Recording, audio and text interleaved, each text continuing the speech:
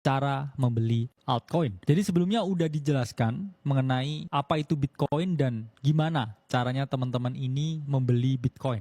Praktek dari nol sampai teman-teman bisa. Nah, di sini akan dibahas lagi yang lebih spesifik ya, yaitu adalah altcoin. Jadi mungkin di sini teman-teman banyak ya yang mendengar ya istilah altcoin, ya, terus kepo ya, terus FOMO.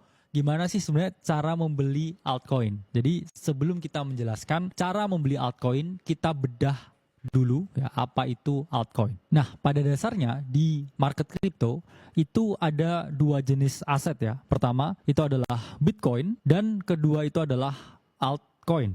Jadi apa sih altcoin? Altcoin itu merupakan aset kripto lain selain Bitcoin. Jadi altcoin itu adalah singkatan dari alternatif coin. Jadi apapun yang di luar Bitcoin itu dia masuknya ke dalam altcoin. Jadi memang altcoin ini adalah entitas yang berbeda ketika kita bandingkan dengan Bitcoin.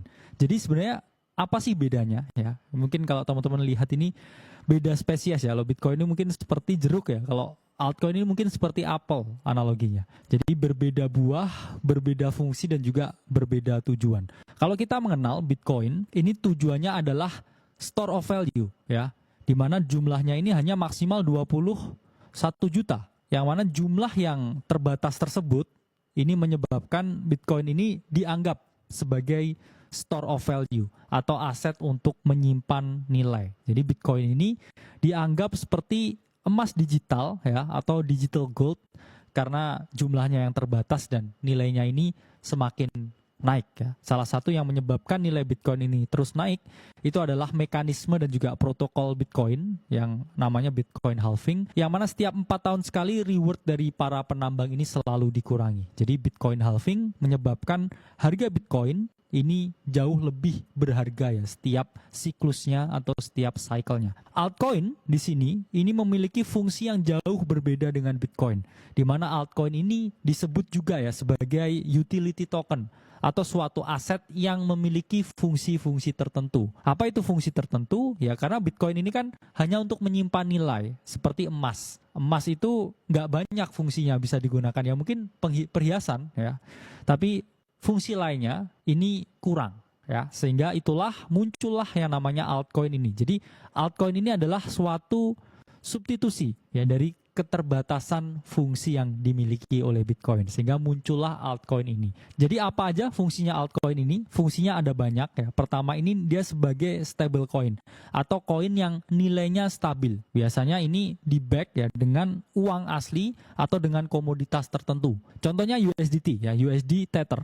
Itu adalah stable coin yang nilainya ini di back dengan dolar ya. Jadi 1:1 dengan dolar. Jadi setiap 1 USDT terbit ya, ini ada $1 yang distorkan ke dalam protokolnya. Itu kita juga bisa melihat ya. Dan di sisi lain kita juga mengetahui ada stablecoin yang berbasis emas dan lain sebagainya. Jadi memang stablecoin memiliki fungsi untuk menahan nilai fluktuasi yang ada di market crypto ya. Jadi flow-nya seperti kita memasukkan uang ke sini ya, uang fiat ya, kemudian jadi stablecoin, baru stablecoin ini kita belikan aset kripto yang lain, misalkan Bitcoin atau altcoin.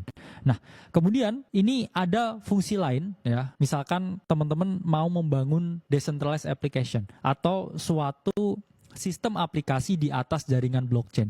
Itu teman-teman membutuhkan strategi smart contract yang mana itu problemnya di-solve oleh ETH atau Ethereum. Nah, misalkan teman-teman di sini mau fungsi lain ya, misalkan teman-teman mau meminjam uang ya, lending protokol itu juga ada di sektor DeFi. Jadi altcoin ini karena memiliki utilitas yang berbeda-beda ya, ini selalu ada sektor yang berbeda-beda di altcoin ini. Ada yang sektornya entertainment ya untuk main game dan lain sebagainya. Itulah yang membuat altcoin ini unik ya, karena fungsinya ini jauh berbeda dengan Bitcoin. Jadi bukan apple to apple ya kalau nyamain Bitcoin sama altcoin ya. Bitcoin itu seperti jeruk ya, altcoin itu seperti apel ya. Jadi dua buah yang berbeda, rasanya berbeda pula. Jadi karena rasanya berbeda ya, kandungannya juga berbeda. Inilah kenapa kita nggak bisa menyamakan ya, antara Bitcoin dan juga dengan altcoin. Lalu apa positifnya trading altcoin? Ada banyak ya sisi positifnya.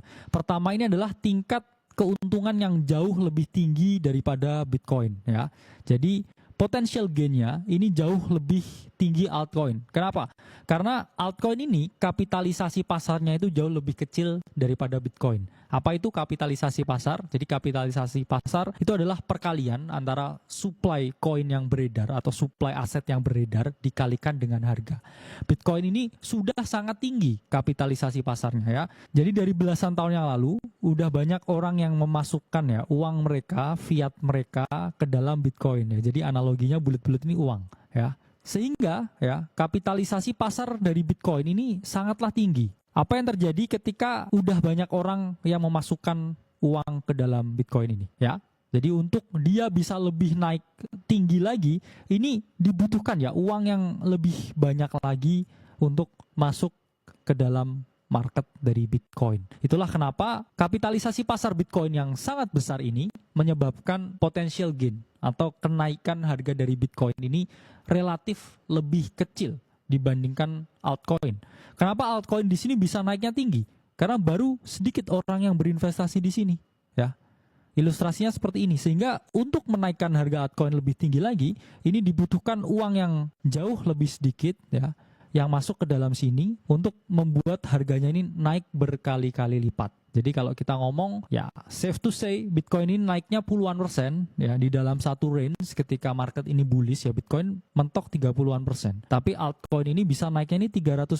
Itulah kenapa banyak orang yang bilang kalau altcoin itu adalah leverage dari Bitcoin. Karena kenaikan altcoin ini jauh lebih tinggi daripada Bitcoin. Tapi ingat, keuntungan selalu berbanding lurus dengan potensi kerugian. Ya. Jadi kalau Bitcoin ini mungkin kadang koreksinya 10% ya. Ini altcoin ini koreksinya bisa sampai 70 atau 80% ya. Jadi lebih dari setengah ya uang teman-teman bisa hilang ketika teman-teman trading dengan altcoin ini. Kenapa kok bisa hilang uangnya? Karena ketika uangnya ini dihapus dari peredaran, ya harganya ini jauh lebih turun. Ya. Sementara kalau Bitcoin ini uangnya dihapus dari peredaran, ya ini dia turunnya kecil teman-teman. Ya.